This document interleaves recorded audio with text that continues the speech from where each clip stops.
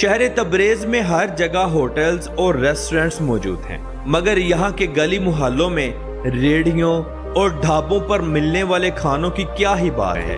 جیسے جیسے شام ہوتی ہے، نوجوان لڑکے اور لڑکیاں بازاروں کی طرف، ڈانس کلبز اور شیشہ حقہ کیفوں کی طرف رخ کرنے لگ جاتے ہیں۔ ساری رات لڑکیاں بازاروں میں واک کرتی ہیں۔ ڈانس کلبز میں انتہائی اوپن ڈانس ہوتا ہے، جہاں امیر لوگ لڑکیوں پر پیسہ بھی لٹاتے ہیں۔ تبریز شہر سے آذربائیجان صرف 130 کلومیٹر کی دوری پر ہے۔ یہ ایران کا چھٹا سب سے زیادہ آبادی والا شہر مانا جاتا ہے۔ یہاں کی عورتوں کا رہن سہن انتہائی اوپن ہے۔ عورتیں ہوں یا مرد حضرات، سب پینٹ شرٹ کا استعمال کرتے ہیں۔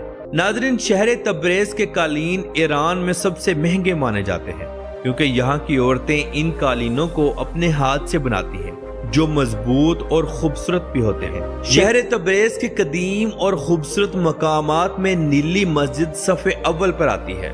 یہ مسجد 1465 ہجری میں بننی شروع ہوئی اور 1480 میں مکمل ہوئی۔